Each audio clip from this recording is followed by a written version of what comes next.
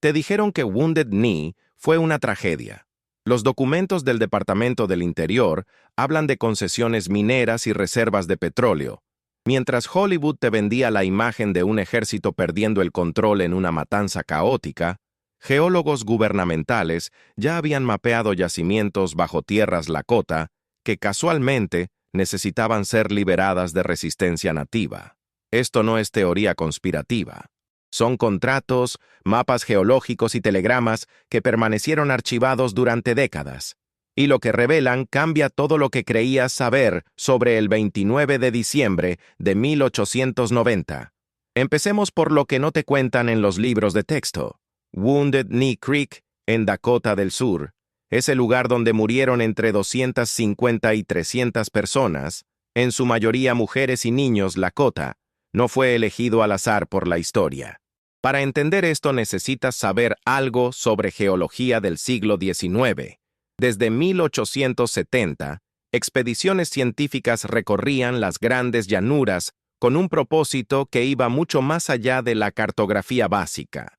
Estos investigadores eran geólogos trabajando para el gobierno federal, y sus informes, algunos de los cuales solo se desclasificaron parcialmente en las décadas de 1960 y 70, hablaban de formaciones rocosas prometedoras, depósitos minerales, y aunque el petróleo aún no era el oro negro que sería 20 años después, había indicios de lo que llamaban aceites de roca en varias regiones de las Dakotas. Ahora déjame llevarte a Washington, D.C. en 1889. El secretario del Interior de turno estaba bajo presión de múltiples frentes. Por un lado, compañías ferroviarias como la Northern Pacific Railway necesitaban expandir rutas hacia el oeste. Estas no eran simples líneas de tren para pasajeros. Estamos hablando de arterias comerciales que transportarían ganado, minerales, madera y eventualmente, aunque pocos lo sabían entonces, combustibles. Cada kilómetro de vía férrea que se adentraba en territorio tradicionalmente nativo requería algo que el gobierno llamaba pacificación, pero que en términos prácticos significaba remoción o neutralización de cualquier resistencia indígena.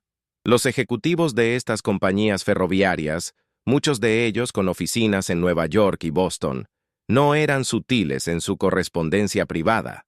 Documentos corporativos de la Northern Pacific muestran que entre 1885 y 1890, la compañía presionó activamente a legisladores para acelerar lo que ellos llamaban solución final del problema indio.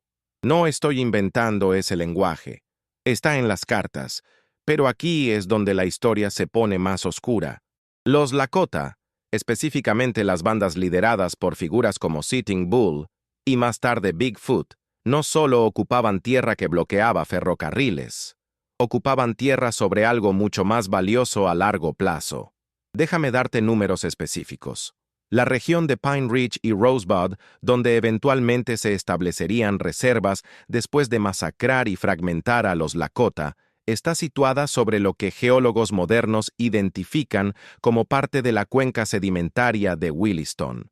Esta formación geológica, que se extiende desde Montana hasta las Dakotas, contiene depósitos significativos de petróleo y gas. Ahora bien, en 1890, nadie estaba perforando pozos petroleros allí todavía. Pero el gobierno sabía. Expediciones del United States Geological Survey, fundado en 1879, habían catalogado estas formaciones. Sus informes internos, aunque técnicos y aburridos para el ojo no entrenado, básicamente decían: aquí hay riqueza futura.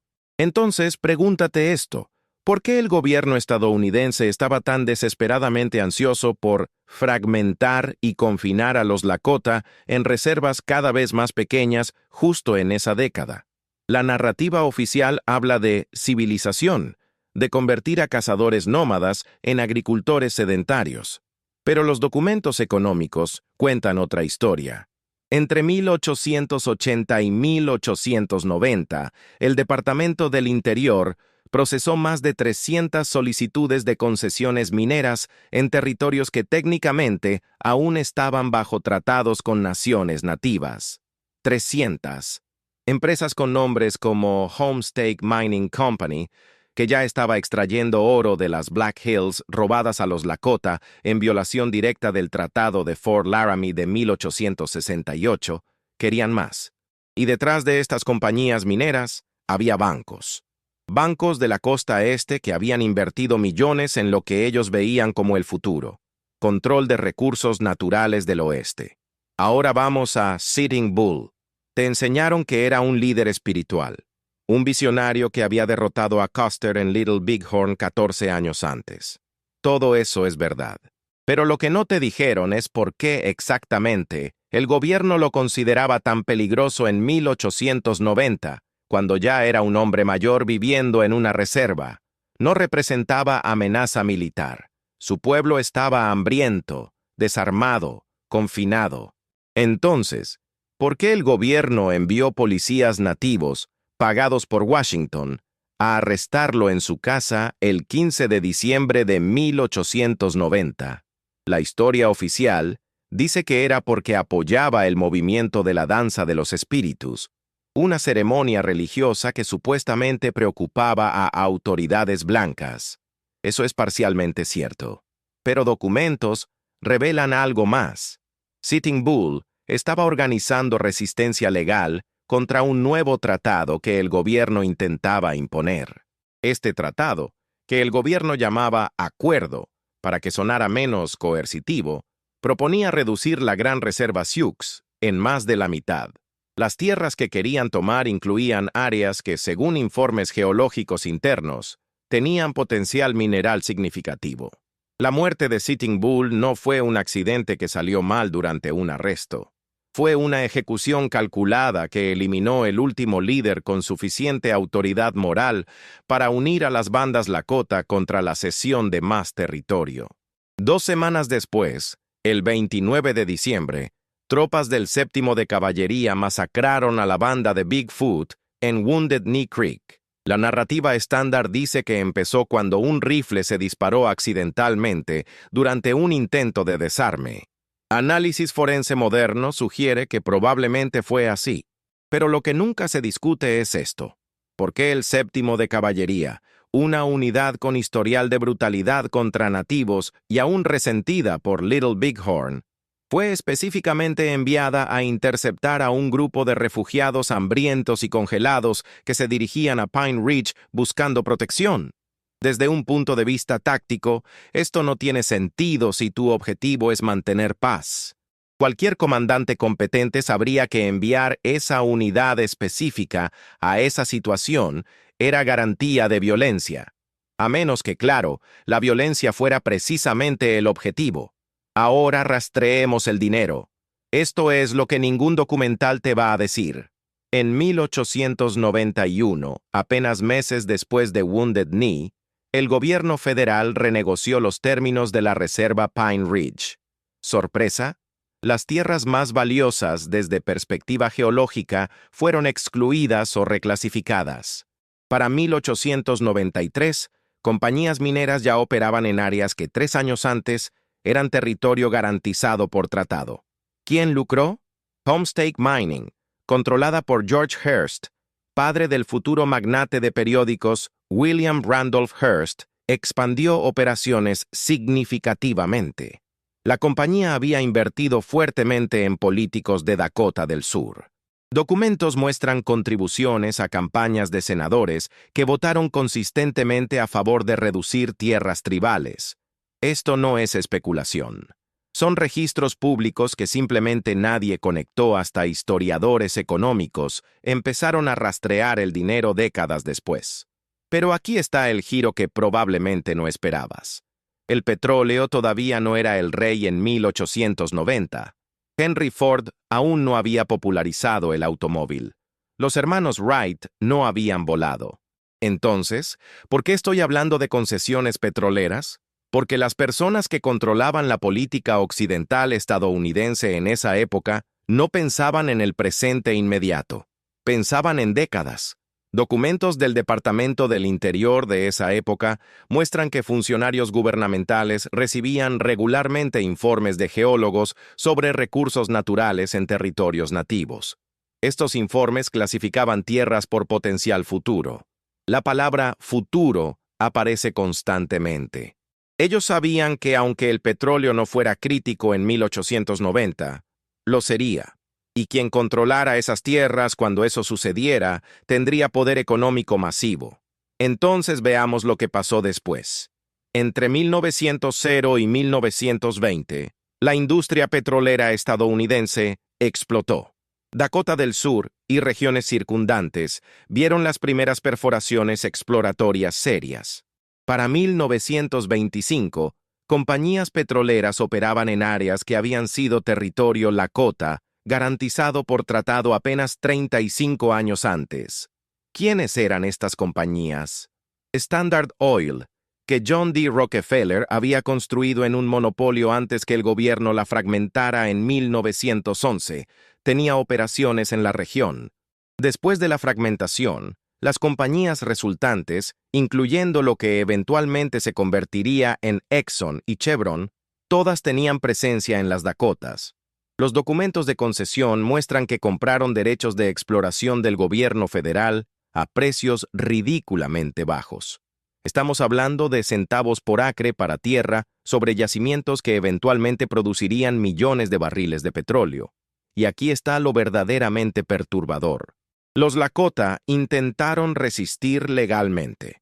Entre 1920 y 1940, líderes tribales presentaron múltiples demandas argumentando que las concesiones mineras y petroleras violaban tratados.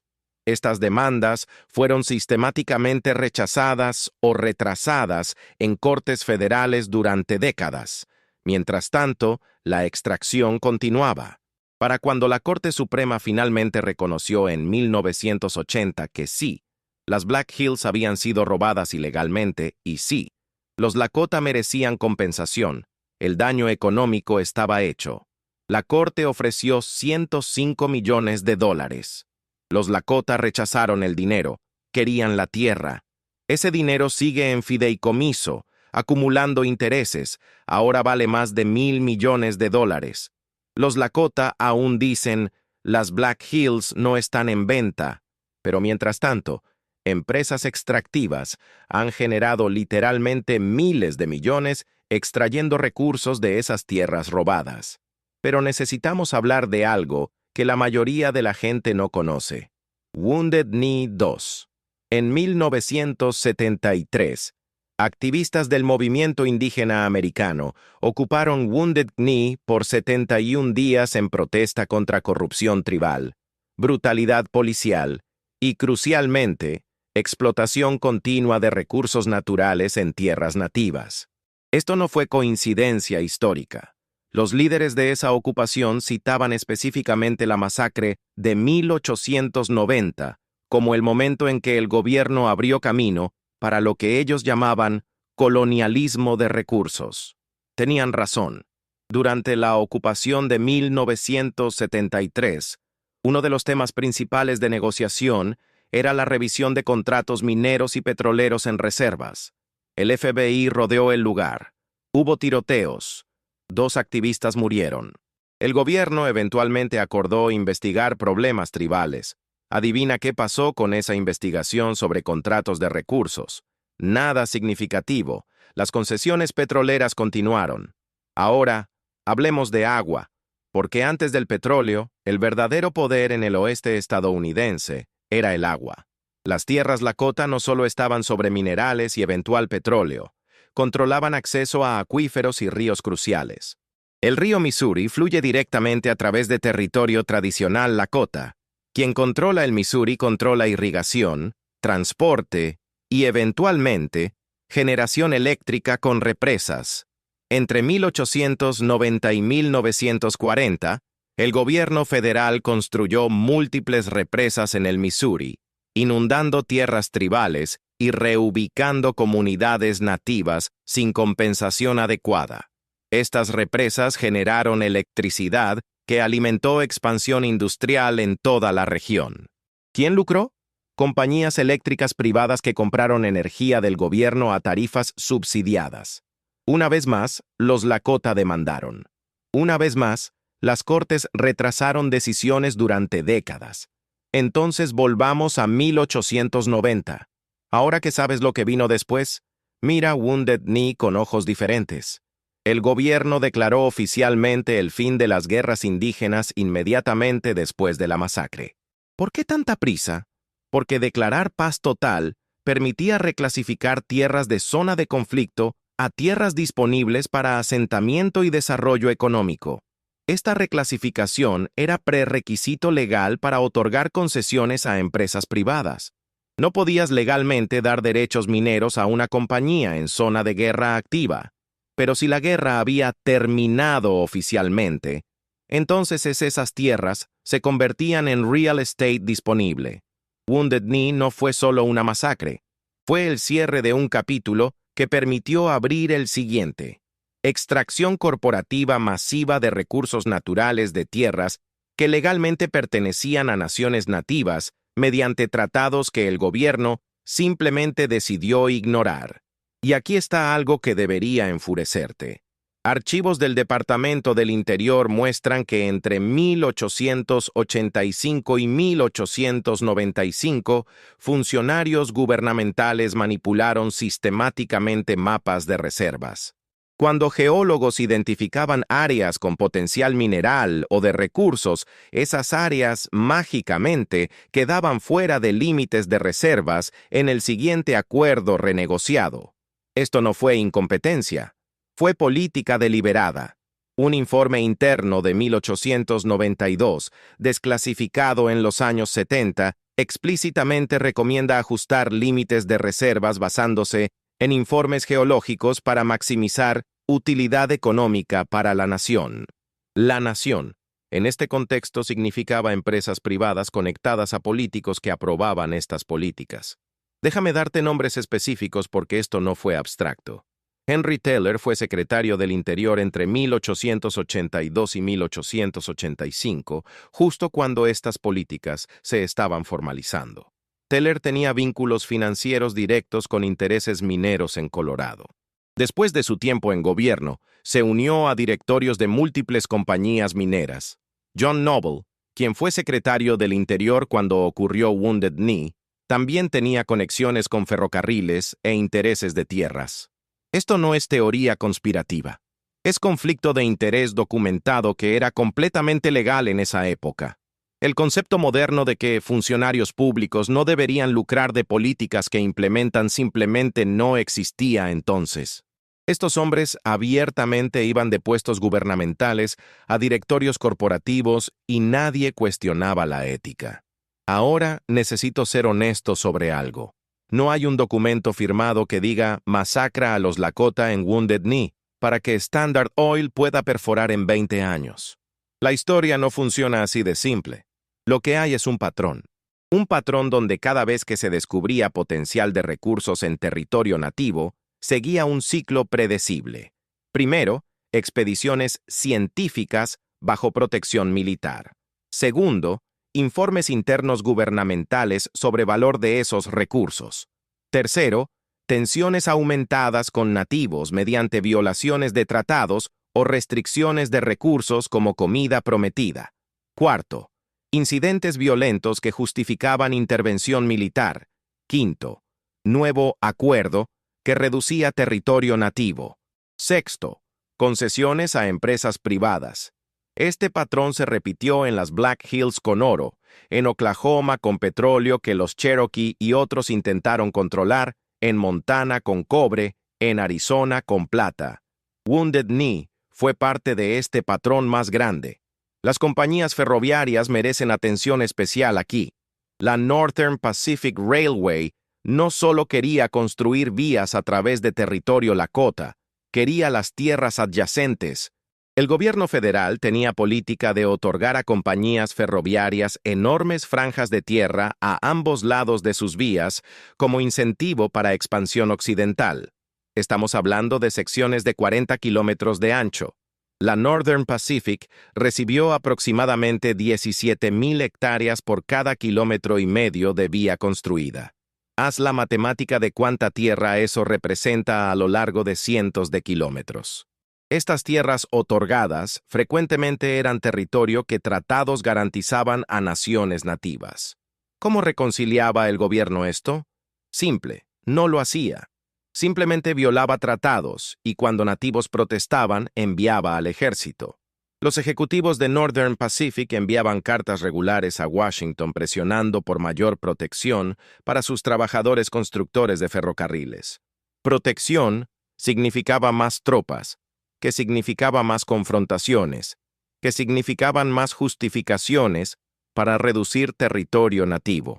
Entonces hablemos táctica militar por un momento, porque la decisión de desarmar a la banda de Bigfoot en Wounded Knee fue militarmente estúpida si tu objetivo era evitar violencia. Tienes 350 personas, la mayoría mujeres, niños y ancianos, congeladas, hambrientas, claramente no representando amenaza ofensiva real. Están rodeados por 500 soldados con 4 cañones Hotchkiss posicionados en colinas circundantes. Estos cañones podían disparar 50 proyectiles explosivos por minuto. La banda está atrapada en un valle sin escape. En esta situación, cualquier manual militar te dice, mantienes distancia, ofreces comida como gesto de paz, negocias rendición pacífica. En cambio, el séptimo de caballería decidió desarmar a cada hombre individualmente, en proximidad cercana, creando exactamente las condiciones para un incidente. Cuando un arma se disparó, accidentalmente o no, la respuesta fue masacrar indiscriminadamente con rifles y luego con artillería. Los cañones Hotchkiss dispararon contra tipis donde se refugiaban mujeres y niños.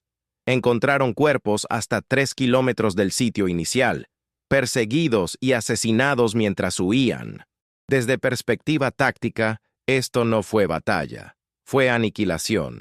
Entonces pregunta, ¿por qué comandantes crearon deliberadamente condiciones para este resultado? Porque ese resultado, por horrible que fuera, servía al propósito mayor, aterrorizar a cualquier otra banda lakota que considerara resistencia. El mensaje era claro, no hay negociación, no hay tratados, no hay piedad. Acepta lo que el gobierno ofrece, o esto te pasará a ti. 20 soldados del séptimo de caballería recibieron la medalla de honor por Wounded Knee. La medalla de honor, el reconocimiento militar más alto de Estados Unidos, otorgado por masacrar civiles desarmados. Esto te dice todo lo que necesitas saber sobre cómo el gobierno veía estas acciones. No como tragedia vergonzosa, sino como victoria militar digna de la máxima condecoración. Organizaciones nativas han pedido durante décadas que estas medallas sean revocadas. El gobierno se ha rehusado. ¿Por qué? Porque revocarlas sería admitir que Wounded Knee fue lo que obviamente fue, un crimen de guerra. Y esa admisión abriría preguntas sobre la legitimidad legal de todo lo que vino después, incluyendo esas concesiones de tierras y recursos que mencioné. Ahora avancemos a inicios del siglo XX. Para 1910, la industria petrolera estadounidense estaba en auge. Oklahoma, que había sido territorio indio hasta 1907, se convirtió en uno de los mayores productores de petróleo. Empresas perforaban en tierras que habían sido garantizadas a Cherokee, Creek, Choctaw y otras naciones reasentadas allí después de expulsión de sus territorios originales en el sureste décadas antes. Los nativos vieron algo del dinero mediante sistema de regalías, pero los términos eran absurdamente desfavorables. Estamos hablando de fracciones de centavo por barril, mientras compañías petroleras ganaban fortunas. Y aquí está lo perverso. El gobierno argumentaba que como nativos eran pupilos del Estado, no completamente ciudadanos, hasta 1924, el gobierno tenía derecho a negociar estos contratos en su nombre. Así que firmaban contratos que enriquecían a corporaciones petroleras, reclamando proteger intereses nativos, mientras nativos no tenían voz en los términos. En las Dakotas, el proceso fue similar pero más lento, porque los depósitos petroleros allí no se explotaron comercialmente hasta después de la Segunda Guerra Mundial, cuando tecnología mejoró. Pero los derechos ya habían sido asegurados décadas antes. Para cuando empezó el boom petrolero de Dakota del Norte en los años 2000, conocido como el boom de Bakken, las compañías operando allí tenían contratos que se remontaban a principios del siglo XX. Los Lakota han demandado repetidamente argumentando que estos contratos derivan de tierras tomadas ilegalmente. Han ganado algunos casos, pero el proceso legal es tan lento y los fondos tribales para litigar tan limitados, comparados con recursos de corporaciones petroleras multimillonarias, que es batalla desigual. Aquí está algo que debería perturbarte profundamente. Ciertos archivos sobre Wounded Knee y políticas indias de finales del siglo XIX permanecen clasificados o perdidos. En los años 70, cuando el Freedom of Information Act permitió a investigadores solicitar documentos gubernamentales, múltiples historiadores, buscando información sobre políticas de tierras indias, encontraron que archivos específicos del Departamento del Interior de los años 1880 a 1900 estaban extraviados o tenían secciones pesadamente redactadas. ¿Por qué? La explicación oficial es reorganización de archivos, daño por agua, cosas burocráticas aburridas. Pero la sospecha razonable es que documentos más explícitamente dañinos sobre coordinación entre gobierno y corporaciones fueron destruidos o permanecen intencionalmente inaccesibles. No podemos probar esto definitivamente, pero el patrón de qué tipos de documentos faltan, principalmente correspondencia entre Departamento del Interior y empresas privadas, es sugestivo. La danza de los espíritus merece ser entendida correctamente aquí. Este movimiento religioso que se extendió entre naciones nativas en 1890 prometía que los muertos regresarían, los búfalos volverían, y el hombre blanco desaparecería si se realizaba la danza ceremonial correctamente. Para los Lakota, hambrientos en reservas donde el gobierno consistentemente incumplía promesas de comida, despojados de su forma tradicional de vida, la danza de los espíritus ofrecía esperanza desesperada. El gobierno la vio como amenaza no porque creyeran en su poder sobrenatural, sino porque cualquier movimiento que uniera naciones nativas, a través de reservas, era peligroso para el control gubernamental. La respuesta fue prohibir la danza y arrestar a líderes que la promovían, incluyendo Sitting Bull. Pero aquí está el contexto que falta. 1890 fue año de renegociación de la Gran Reserva Sioux. El gobierno quería que los Lakota firmaran acuerdos cediendo más tierra. Líderes unidos en movimiento religioso eran líderes que podrían coordinar resistencia a ese acuerdo. La danza de los espíritus no causó Wounded Knee. El deseo gubernamental de fragmentar resistencia Lakota antes de forzar otra cesión de tierras causó Wounded Knee. La danza de los espíritus fue la excusa. Desde 1874, cuando oro fue descubierto en Black Hills, cada interacción entre gobierno estadounidense y Lakota fue definida por recursos. El Tratado de Fort Laramie, de 1868, garantizaba Black Hills a los Lakota mientras creciera pasto y corriera agua. 6 años después, el gobierno intentó comprar las colinas. Los Lakota rechazaron. Entonces el gobierno simplemente tomó las colinas mediante ley del Congreso en 1877, sin consentimiento Lakota, violación directa del tratado. La excusa fue la Guerra de las Black Hills de 1876 a 77, provocada por el gobierno al no remover mineros blancos de territorio Lakota como el tratado requería. ¿Ves el patrón? Descubren recurso, violan tratado, provocan conflicto, usan conflicto como justificación para tomar tierra. Se repite en Wounded Knee, se repite después en tierras petroleras de Oklahoma, se repite con represas del Missouri. Es el mismo libreto ejecutado repetidamente durante 70 años. Lo que conecta todos estos eventos es una filosofía que prevaleció en Washington durante fines del siglo XIX y principios del XX, que recursos naturales no deberían desperdiciarse, siendo controlados por nativos que no los explotaban según estándares capitalistas industriales. Funcionarios gubernamentales literalmente argumentaban en documentos públicos que era desperdicio que búfalos pastaran en tierra que podría criar ganado comercial, que nativos cazaran en tierra que podría ser minada, que vivieran según economía tradicional en lugar de economía de mercado. Esta ideología de uso eficiente de recursos justificaba tomar tierra nativa y entregarla a empresas que la usarían productivamente. ¿Productivamente para quién? Para accionistas de compañías mineras, ferroviarias y eventualmente petroleras, no para los Lakota que habían vivido sosteniblemente en esas tierras durante siglos. Entonces, llegamos a la pregunta central. ¿Fue Wounded Knee específicamente planeado por corporaciones petroleras? No directamente. El petróleo no era suficientemente importante en 1890. Pero ¿fue Wounded Knee parte de un sistema más amplio donde gobierno y corporaciones trabajaban en sincronía para remover nativos de tierras valiosas? Absolutamente. Las corporaciones no necesitaban ordenar masacres específicas, solo necesitaban comunicar a políticos mediante contribuciones de campaña, cabildeo y promesas de empleo postgubernamental que remover nativos era prioridad. El gobierno hacía el trabajo sucio, usando ejército como fuerza de remoción, y corporaciones cosechaban beneficios. Es capitalismo extractivo respaldado por poder estatal. Y Wounded Knee fue el punto de exclamación en ese proceso para los Lakota. Las consecuencias continúan hoy. Reservas Lakota en Dakota del Sur están entre las áreas más pobres de Estados Unidos. Desempleo supera 50% en algunas. Mientras tanto, compañías petroleras operan justo fuera de límites de reservas, en tierras que eran territorio Lakota tradicional. Los trabajos bien pagados en extracción de petróleo y gas van principalmente a trabajadores no nativos traídos de afuera.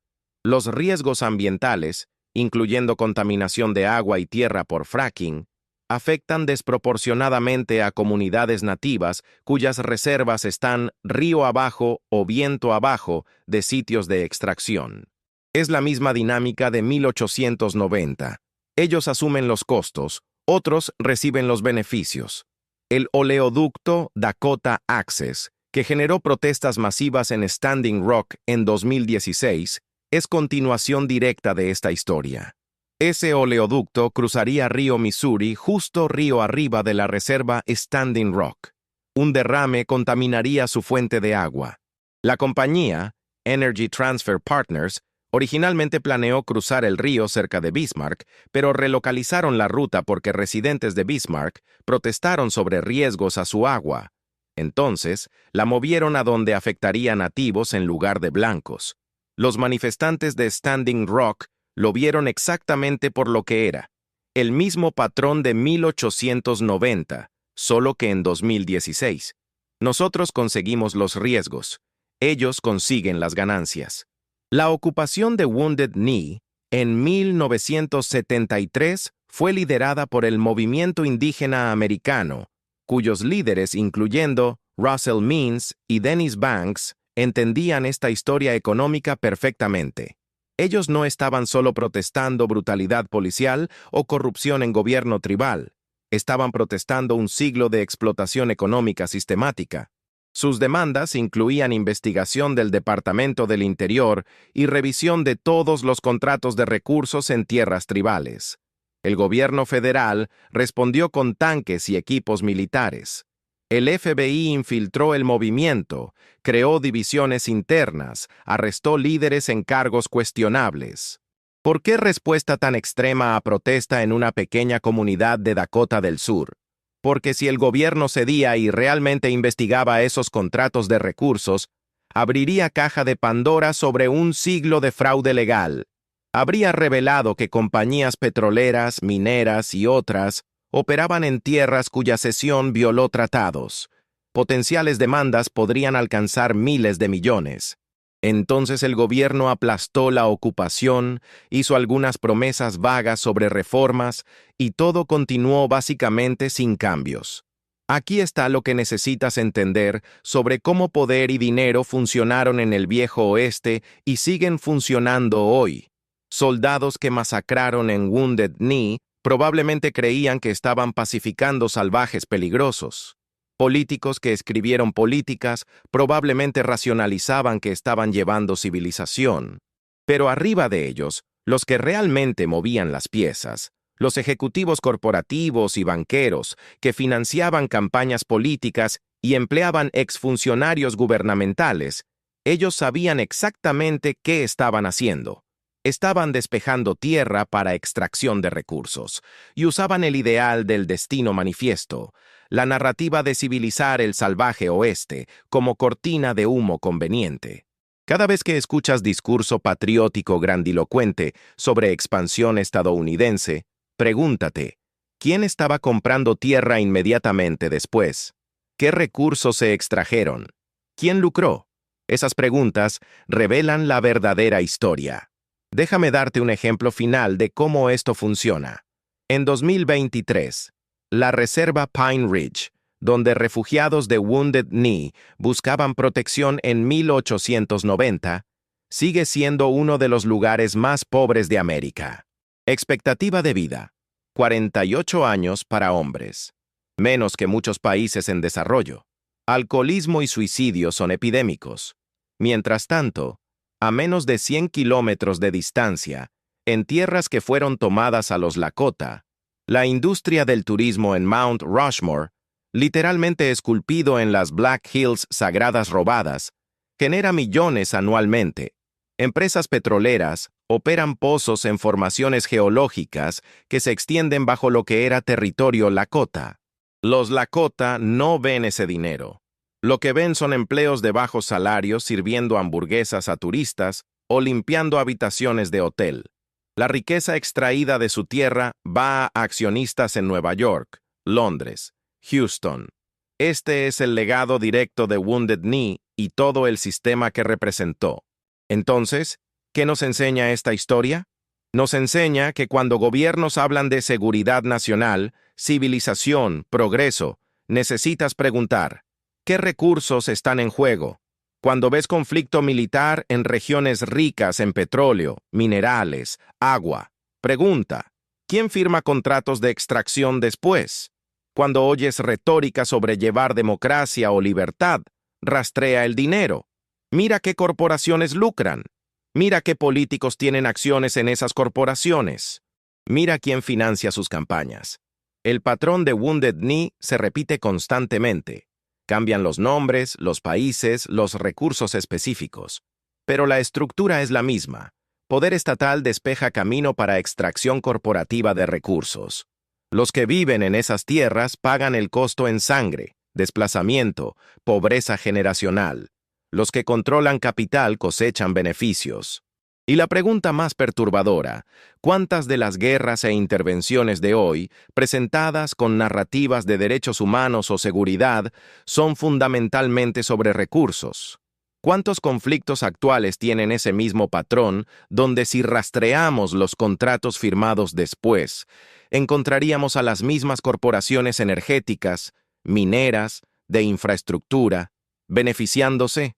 Wounded Knee fue hace 133 años. Pero la lección es atemporal.